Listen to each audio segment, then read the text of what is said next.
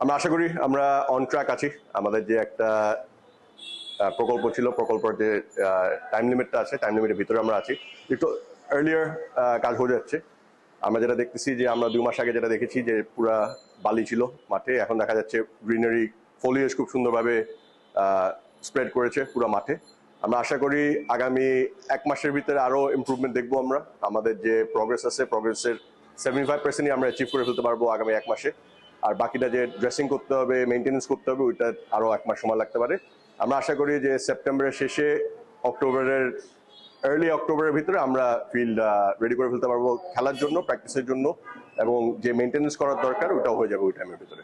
আমরা বিবেচনা করেছি, আমরা ভেন্ডারের সাথে কথা বলেছি, ভেন্ডারের পরামর্শ নিয়েছি। আমরা ইন্টারন্যাশনাল গ্রাউন্ডস, যেটা আমাদের কম্পিটিটিভ যে গ্রাউন্ডস আমরা খেলি, সিঙ্গাপুর, থাইল্যান্ড বা ইন্ডিয়া বা শ্রীলঙ্কা, নেপাল, ওদের মাঠও আমরা রিসার্চ করেছি, করে দেখেছি যে বারমুডা ঘাস যাত্রায় সবচেয়ে কনভিনিয়েন্ট বাংলাদেশের জন্য, আমাদের আবহাওয়ার জন্য, আমাদের মেনটেন্যান্সের জন্য, যেহেতু বারমুডা নিজেকে রেকটিফাই করে, নিজে হিল করে। জয়সারা যেটা ছিল ওইটা একটা কার্পেট ঘাসের মতন, বাট ওটা হেভি ঘাস। ওটা বল যখন রোল করে, রোলিং এর সময় তখন দেখা যাচ্ছে বলটা স্লো হয়ে যেত। বাট বারমুডা কিন্তু একটা ইভেন কুইক প্লের জন্য একটা মাঠ রেডি করে দিতে পারে। আর যেটা বললাম যে যখন হেভি ইউসেজ হবে, বারমুডা নিজেকে সেলফ হিলিং করে, তো ওই মেনটেন্যান্সটা একটু ইজি। আর বারমুডার একটা জিনিস হলো যে বারমুডার নিচে একটু হলুদ হয়ে যায়। তো টাইম টু টাইম যদি আমরা আমাদের ফিল্ডকে মেনটেন্যান্স করে রাখি, ঘাস কাটি, এটাকে এয়ারেট করি, তাহলে অটোমেটিকই দেখবেন এই বারমুডা ঘাসটাই সবুজ থাকবে। আর এটা আমরা বিশ্বাস করি যে বাংলাদেশের মাঠের জন্য, বাংলাদেশের আবহাওয়ার জন্য, আর বাংলাদেশে খেলার জন্য এটা সবচেয়ে বেস্ট কোয়ালিটি ঘাস আমরা রোপণ করছি।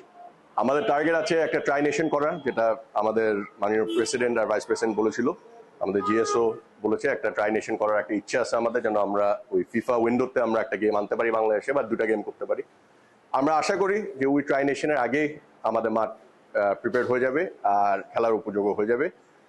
যা যা ভুল ত্রুটি আছে ছোট ছোট, ওটা কিন্তু দেখবেন মেনটেন্স অলরেডি হচ্ছে, যেখানে যেখানে ফিল করতে হচ্ছে ওরা ফিল করছে। আর আমাদের যে ভেন্ডার আছেন উনি খুব অভিজ্ঞতা, ওনার অনেক এই মাঠ নিয়ে, ওনার পরামর্শতে কিন্তু কাজ চলছে। আর আমরা দেখছি যে প্রত্যেক ভিজিটে কিন্তু একটা ইমপ্রুভমেন্ট আছে।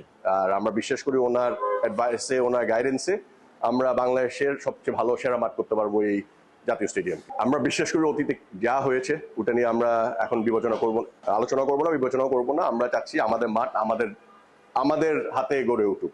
তো ওটার পরিবর্তে আমরা যে কাজটা শুরু করছি গ্রাউন্ডস কমিটির আন্ডারে, আমাদের মাননীয় চেয়ারম্যান সাহেবের আন্ডারে, আমরা বিশ্বাস করি আমরা সবচেয়ে বেস্ট প্ল্যান নিয়ে, সবচেয়ে বেস্ট আইডিয়া নিয়ে বাস্তবায়ন করছি আমাদের আইডিয়াটা।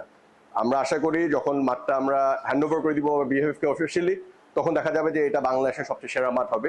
আর এই মাঠটা দেখে আরো রেপ্লিকেশন করা হবে পুরো বাংলাদেশে, যাতে যে জাতীয় স্টেডিয়ামগুলি আছে যেখানে আমরা ফুটবল খেলাই, ওখানে আমরা চাবো যে এই মাঠটা শেষ হওয়ার পরে আমরা ওইটা হাত দিব, যেন আমরা আরো মাঠ রেডি করতে পারি খেলা উপযোগ্য করার জন্য।